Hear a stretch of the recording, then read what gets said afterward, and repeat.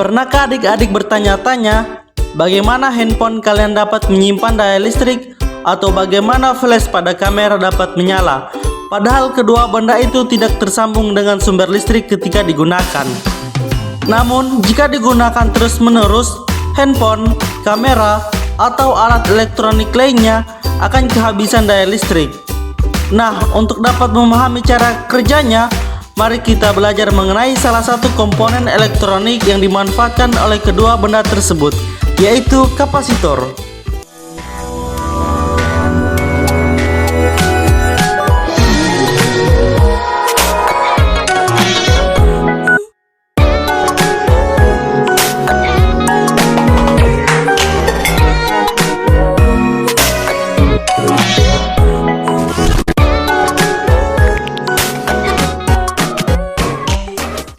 Halo adik-adik, selamat pagi. Wah, tidak terasa sudah masuk pokok pembahasan terakhir nih dalam materi listrik statis, yaitu kapasitor.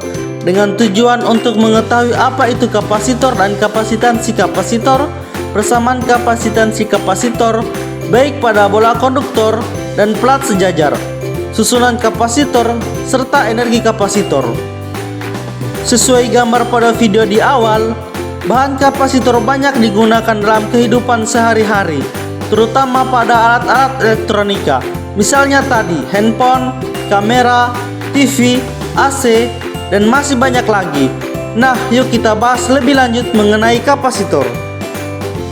Baik adik-adik, kapasitor merupakan salah satu komponen elektronika yang berfungsi untuk menyimpan muatan listrik dalam waktu tertentu atau sementara. Dalam dunia elektronika, kapasitor disebut juga kondensator.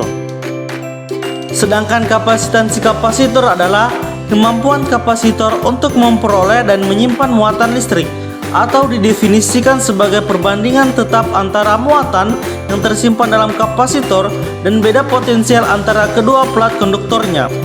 Secara matematis dituliskan C sama dengan Q per V, atau Q sama dengan CV.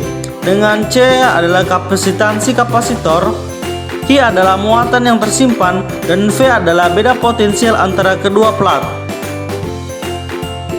Jadi, mengapa handphone dapat menyimpan daya listrik dan flash pada kamera bisa menyala walaupun tidak tersambung pada sumber listrik?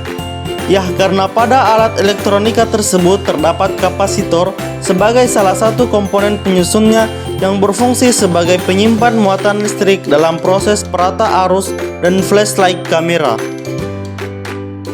Selain itu, nilai kapasitansi kapasitor dapat dihitung pada keping sejajar dan bola konduktor. Dalam menentukan kapasitansi kapasitor pada keping sejajar tidak dipengaruhi oleh muatan dan beda potensial listrik, tetapi hanya tergantung pada ukuran keping, baik itu jarak atau luas kedua keping, yang dirumuskan sebagai berikut. C sama dengan epsilon A per D. Jika benda di udara, persamaan yang digunakan C sama dengan K epsilon A per D.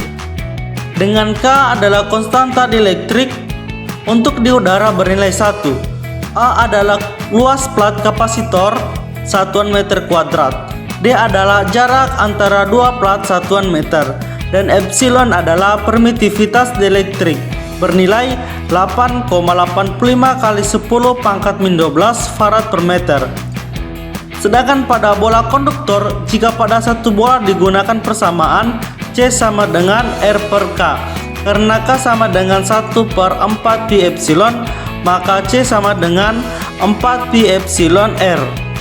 Dan pada dua bola konduktor yang disejajarkan memiliki persamaan C sama dengan KK R1 R2 per R1 kurang R2, di mana K adalah konstanta dielektrik, R adalah jari-jari bola. Baik adik-adik, selanjutnya kita melangkah pada susunan kapasitor. Kapasitor juga dapat disusun secara seri dan paralel. Jika disusun secara seri, maka kapasitor memiliki jumlah arus yang sama tiap kapasitor dan jumlah tegangan setiap kapasitor berbeda. Dengan persamaan yang digunakan untuk menghitung kapasitansi total, yaitu 1 per kapasitansi total sama dengan 1 per C1 tambah 1 per C2 tambah 1 per C3. Sementara itu jika disusun secara paralel memiliki besar muatan yang berbeda tiap kapasitor dan jumlah tegangan yang sama. Dengan persamaan, kapasitansi total sama dengan C1 tambah C2 tambah C3, di mana C adalah kapasitansi kapasitor. Rumusnya C sama dengan Q per V, satuannya farad. Nah, setelah membahas perhitungan mengenai kapasitansi kapasitor, maka yang terakhir kita akan membahas mengenai energi kapasitor. Jadi, energi kapasitor merupakan energi yang tersimpan dalam kapasitor dalam bentuk muatan listrik. Energi yang dikandung kapasitor sama besar dengan energi yang diperlukan untuk memindahkan muatan yang ada ke pelat di seberangnya. Untuk menghitung besar energi kapasitor, digunakan persamaan W sama dengan 1/2 kali Q pangkat 2 per C sama dengan 1/2 QV sama dengan 1/2 CV pangkat 2, dengan W adalah energi yang tersimpan dalam kapasitor satuan joule, C adalah kapasitansi kapasitor satuan farad, Q adalah muatan yang tersimpan satuan coulomb, V adalah beda potensial di antara keping kapasitor satuan volt. Oke adik-adik, sudah cukup kita membahas persamaan yang digunakan dalam menghitung besar kapasitansi kapasitor. Selanjutnya kita akan coba menyelesaikan contoh soal berikut ini. Soal pertama, terdapat sebuah kapasitor dengan mempunyai besar kapasitas sebesar 0,8 mikrofarad yang dimuati oleh sebuah baterai berkapasitas 20 volt. Maka berapakah muatan yang tersimpan di dalam kapasitor tersebut? Oke, mari kita menjawab. Terlebih dahulu kita menentukan nilai C sama V. Nilai C 0,8 mikrofarad sama dengan 8 kali 10 pangkat min 7 farad. Nilai V sama dengan 20 volt. Kemudian ditanyakan muatan atau nilai Q, sehingga digunakan rumus C sama dengan Q per V, sehingga Q sama dengan C kali V.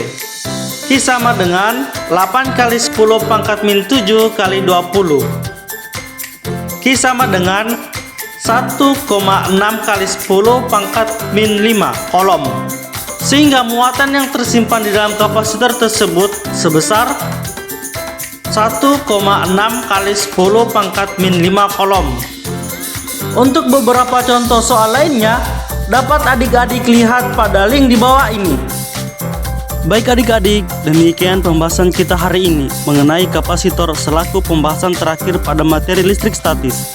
Semoga adik-adik dapat memahami materi yang disampaikan dari video pertama sampai video terakhir. Oke, untuk lebih mengetahui pembahasan kapasitor, coba adik-adik kerjakan soal evaluasi berikut ini.